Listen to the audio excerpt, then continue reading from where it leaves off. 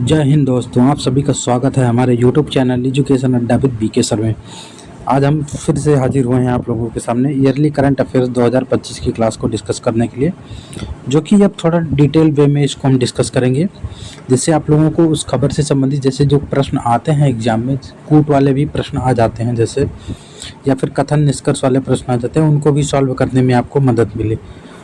तो इसको अब हम डिटेल वे में जो है डिस्कस करेंगे। ये 18 क्लास जो हो चुकी हैं अब तक की, वो वन लाइनर टाइप में थी, तो अब हम डिटेल वे में इसको डिस्कस करेंगे। तो आइए शुरू करते हैं जो है पहली खबर को। तो पहली खबर ये है आप लोगों के सामने कि 27 जून 2025 को किस राज्य यानी उस राज्य का नाम बताना है जिसको राष्ट्रीय उद्यान और संरक्षित क्षेत्र के प्रबंधन कैसे किया जाए, उसकी प्रभावशीलता मूल्यांकन जो है किया गया, यानी कि मैनेजमेंट इफेक्टिवनेस इवोल्यूशन 2020 से 2025 में भारत का जो है सर्वोत्तम प्रदर्शन करने वाला राज्य कौन सा है। यानी कि उस राज्य का नाम बताना है कि जो राष्ट्रीय उद्यान और संरक्षित क्षेत्रों के मामले में उसके मैनेजमेंट को लेकर के जो है सर्वोत्तम प्रदर्शन करने वाला राज्य है। तो उसमें सबसे पहला मतलब कि सबसे जो उस राज्य का नाम क्या है जो सबसे सर्वोत्तम प्रदर्शन करने वाला राज्य था, तो उसका नाम था केरल। वो केरल राज्य है जो इसका जो स्कोर है 76.22% स्कोर है इसका, और इसको वेरी गुड रेटिंग प्राप्त करने वाला एकमात्र राज्य, यानी कि सर्वश्रेष्ठ राज्य है, जो एकमात्र राज्य है जिसको जो है वेरी गुड कैटेगरी प्रदान की गई, रैंकिंग प्रदान की गई है। और इसका स्कोर कितना था, तो इसका स्कोर था 76.22%। अब आइए देख लेते हैं। तो इसमें जो है टॉप 4 राज्य कौन कौन से हैं, टॉप 4 स्टेट जो है इनको देख लेते हैं कौन कौन से हैं जिनको ये रैंकिंग प्रदान की गई। तो सबसे पहला राज्य है केरल, फिर कर्नाटक, फिर पंजाब, फिर हिमाचल प्रदेश। अब इसमें से जो वेरी गुड कैटेगरी रेटिंग प्रदान की गई है वो सिर्फ एक को की गई है, वो की गई है सिर्फ केरल राज्य को। इसके साथ साथ जो कर्नाटक, पंजाब, हिमाचल प्रदेश है, इनको जो है गुड कैटेगरी गुड रेटिंग प्रदान की गई है, गुड कैटेगरी की रेटिंग। फिर अब आइए देख लेते हैं केरल से ही जो है उनको वहाँ के संरक्षित क्षेत्र हैं, एक एराविकुलम राष्ट्रीय उद्यान। तो जो केरल के जो प्रमुख संरक्षित क्षेत्र हैं उसमें से एराविकुलम राष्ट्रीय उद्यान जो है उसको देश का शीर्ष पार्क माना गया है, सबसे मतलब टॉप का पार्क, टॉप स्तर का जो है टॉप लेवल का पार्क माना गया है। वह कौन सा है, एराविकुलम राष्ट्रीय उद्यान, ये केरल राज्य में स्थित है। अब इस पार्क की क्या खासियत है उसको भी देख लेते हैं हम, आइए। तो यहाँ पर दुर्लभ 16 घास और लुप्तप्राय नीलगिरी तहर पाई जाती है। और फिर यहाँ पर एक नील कुरंजी फूल भी उगता है जो कि हर 12 साल में एक बार खिलता है। तो यहाँ भी केरल राज्य में ही पाया जाता है ये सब। तो यह है आपका पहला खबर हो गया। तो आइए देखते हैं फिर दूसरा। अभी आप लोगों को पता है कि 16वीं जनगणना 2027 की अधिसूचना जारी की गई है। तो भी केंद्र सरकार के द्वारा जो है इसकी अधिसूचना जारी की गई है, उसको आइए देख लेते हैं। तो केंद्रीय गृह मंत्रालय ने 16 अगस्त 2025 को 2027 जनगणना की जो है अधिसूचना जारी की है, और फिर इसको जो है 4 जून 2025 को जो है घोषणा की गई कि 16 वर्षों के बाद जनगणना 2027 कराने की घोषणा की गई। फिर अब ये जो है जो 16वीं जनगणना है इसके बारे में आइए देख लेते हैं।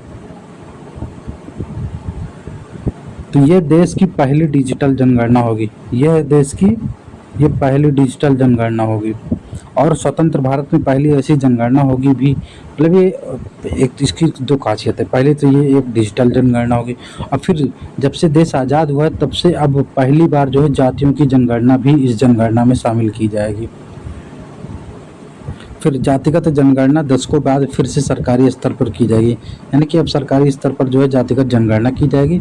अब जिससे जातिगत जनगणना से क्या होगा कि उससे जो है सामाजिक न्याय और नीतिगत निर्णयों में सुधार संभव होगा। इसके माध्यम से, इस जनगणना के माध्यम से सामाजिक न्याय और नीतिगत निर्णयों में भी सुधार की संभावना की जाएगी, जो नीति निर्माण करते समय जिसको ध्यान में रखा जाता है। फिर ये जो कदम है अभी जो यानी कि 16वीं जनगणना है, ये 2023 से ही स्थगित हुई थी। तो स्थगित क्यों हुआ था, कोविड-19 महामारी चल रही थी, उसके कारण इसको स्थगित कर दिया गया था। फिर अब ये जो है की जा रही है। फिर जनगणना जो कैसे मतलब किस अधिनियम के तहत की जाती है, तो ये जनगणना अधिनियम 1948 के तहत जो है इसको किया जाता है, और इसकी जो प्रक्रिया है उस यानी आधिकारिक रूप से जो अधिसूचित किया जाता है इसी के अधिनियम के तहत किया जाता है। तो अधिसूचित कब किया गया था? तो अधिसूचित किया गया था 16 जून 2025 को। फिर ये जो जनगणना अब होने वाली है 2027 वाली, ये 16वीं जनगणना है। अब तक 16वीं जनगणना है, लेकिन स्वतंत्र भारत की ये 8वीं जनगणना है, जिसे 2 चरणों में पूरी की जाएगी। यानी कि जो पहला चरण होगा, जैसे 2 चरण में पूरी तो होगी, तो जो पहला चरण होगा वो क्या होगा? जैसे मान लीजिए ये 16वीं जनगणना है, इसको 2 चरणों में पूरा किया जाएगा। पहले चरण में क्या किया जाएगा? पहले चरण में जितने भी घर हैं, जिनके जितने भी हाउस हैं, उनकी लिस्टिंग की जाएगी। दूसरे चरण में जनसंख्या की जनगणना की जाएगी, यानी इसमें पॉपुलेशन जो है वो जनगणना की जाएगी, इसमें हाउस की गणना की जाएगी। तो ये जनगणना योजना, अब ये जो जनगणना है, जो जनगणना के क्या फ़ायदे होते हैं, क्या नुकसान होते हैं? तो ये जनगणना के हो जाने से ये होता है कि जो योजनाएं होती हैं उनका बेहतर आवंटन हो जाता है। फिर सार्वजनिक अवसंरचना और चुनावी प्रबंधन में भी ये मदद करता है।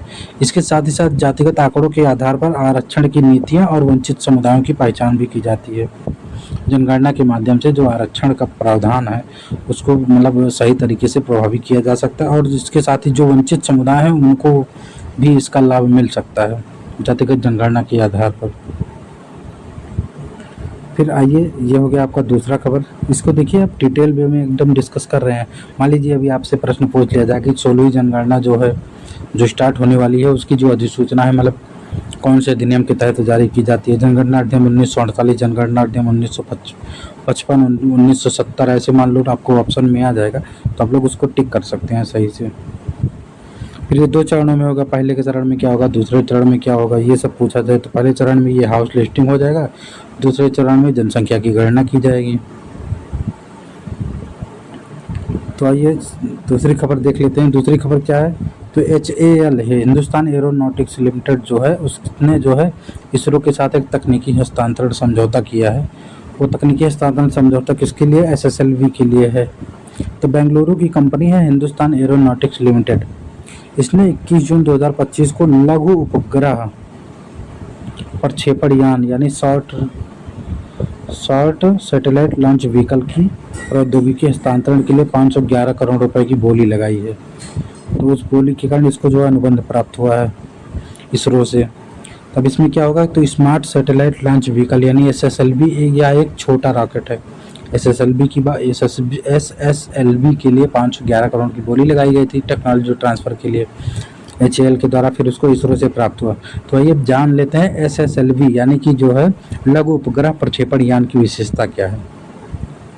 तो स्मॉल सैटेलाइट लॉन्च व्हीकल या एक छोटा रॉकेट है जो 500 किलोग्राम तक का जो है सैटेलाइट को 400 से 500 किलोमीटर की ऊंचाई पर, यानी कि ये एक ऐसा छोटा रॉकेट है जो 500 किलोग्राम तक का पेलोड यानी वजन उठा सकता है। इसके साथ ही साथ ये 400 से 500 किलोमीटर की ऊंचाई पर यानी कि लो अर्थ ऑर्बिट में जो है प्रक्षेपित कर सकता है किसी भी सैटेलाइट को। फिर यह रॉकेट कम लागत वाला है, यानी ये छोटा है, छोटा लागत है, छोटा मतलब रॉकेट है, तो इसलिए इसकी लागत भी बहुत कम होगी। इसके साथ ही साथ इसको जल्दी लॉन्च करने के लिए सुविधा देता है, यानी कि छोटे सैटेलाइट के लिए बहुत उपयोगी। यानी पता चला कि पहले आपको मान लीजिए कोई छोटा सा सैटेलाइट लॉन्च करना है तो उसके लिए आपको पूरा बड़ा रॉकेट लॉन्च करना पड़ेगा। तो ये जो है छोटा रॉकेट है, जो ये छोटा रॉकेट जो है इसको प्रक्षेपित किया जा सकता है।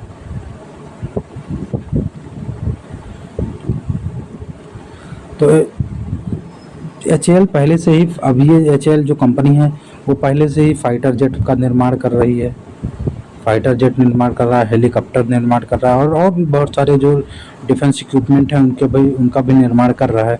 इसके साथ अब SSLV के साथ कंपनी स्पेस सेक्टर में भी अपनी जगह बना ली। अब SSLV के कारण जो है ये स्पेस सेक्टर में भी अपनी जगह बनाने के लिए प्रयासरत है। फिर HAL का यह कदम जो है भारत को छोटे सैटेलाइट लॉन्च के लिए वैश्विक स्तर पर मजबूत बनाने में मदद करेगा, यानी कि वैश्विक स्तर पर भी इसकी मजबूती में भी सहयोग प्रदान करेगा छोटे सैटेलाइट लॉन्च व्हीकल के लिए। तो आज के लिए बस ये 3 खबर थी। तीनों खबर को हमने डिस्कस में मतलब डिटेल में आप लोगों से डिस्कस किया है, तो आप लोग जो है इसको पढ़ लीजिएगा। बाकी हमारा ये यूट्यूब चैनल, इसको आप लोग सब्सक्राइब कर लीजिए और अपने दोस्तों में भी शेयर करिए, जिससे और लोगों को भी इसकी जानकारी मिले। और ये हमारी ईयरली करंट अफेयर की जो है पूरी प्लेलिस्ट है, जो कि आप लोगों को पता ही है कि जब आप हमारे चैनल को सर्च करेंगे तो उसके होम पेज में जाएंगे तो वहीं पर मतलब वहीं पर जैसे मान लीजिए यहाँ पर होम पेज है तो यहीं पर प्लेलिस्ट रहता है, तो वहाँ पर जाएंगे तो आप लोगों को ईयरली करंट अफेयर की जो है प्लेलिस्ट मिलेगी, वहाँ से आप लोग अपना ईयरली करंट अफेयर पढ़ लीजिएगा। और ये पीसीएस और वनडे एग्जाम के लिए बहुत महत्वपूर्ण है। तो आज के लिए इतना ही, धन्यवाद।